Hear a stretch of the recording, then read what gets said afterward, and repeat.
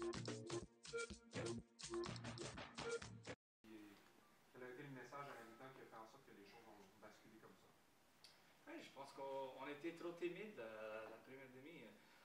On les attendait, on donnait trop d'espace. C'était comme si on était gênés. Et puis à la mi-temps, j'ai dit il faut jouer, il faut fermer l'espace.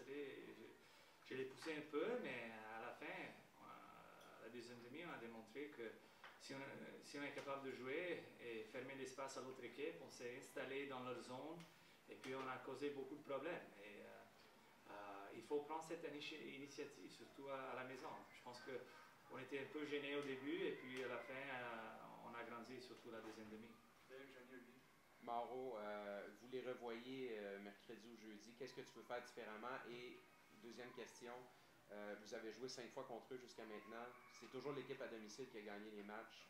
As-tu un bon feeling pour le match suicide?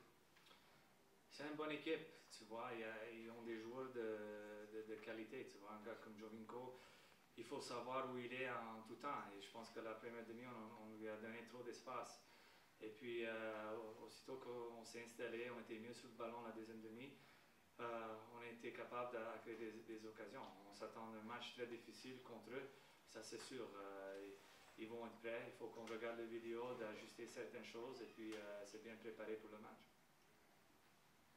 Bon, lorsqu'on a vu par la fin Didier Drogba semblait avoir une blessure à la jambe droite, semblait avoir un inconfort apparent. Tout de même, il s'est porté à l'attaque, il a décidé de rester dans la rencontre sur les lignes de côté en tant qu'entraîneur. Ça va être assez difficile de voir ça pour n'avoir peur que son joueur se blesse. Oui, ça c'est sûr. Mais il a reçu un coup, il m'a dit qu'il était correct et il voulait continuer. Il a dit que c'était juste un coup fort. Le défenseur lui a frappé avec les crampons. Et puis, c'est ça, il a décidé de rester. Il a dégagé un ballon avec la tête après ça. Il a démarré sur l'aile gauche à la fin. Alors, tout un match. Qu'est-ce que je peux dire de plus de Didier? Un grand leader, la qualité, on l'a vu ce soir encore une fois. Mauro, l'arrivée de Deli Douka en deuxième mi-temps, on a vu que ça a coïncidé aussi avec le retour en force de l'équipe. Comment est-ce que Deli vous a aidé à renforcer votre jeu? Oui, je voulais qu'on cherche les ballons sur les côtés. Deli est rentré, il était bien, il a bien tenu le ballon, il nous a aidé à monter, surtout sur la gauche. Et quand on est bien en possession, surtout quand on est installé, on a des joueurs dangereux. On a Nacho et Didier.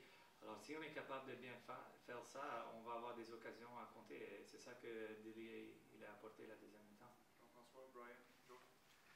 En début de saison, Montréal a vécu quelque chose de grandiose en Ligue des Champions grâce à votre parcours. L'accomplissement de vous retrouver en séries éliminatoires aujourd'hui, est-ce que c'est quelque chose qui, à vos yeux, est encore plus grand pour l'organisation de l'Impact?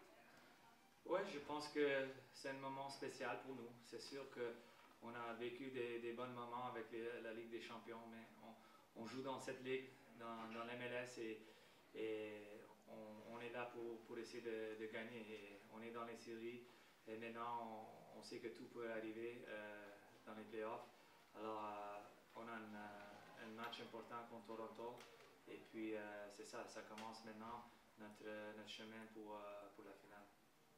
What did you do in the second half you didn't do in the first that changed the game around? Well, I think that, you know, I felt we were too timid.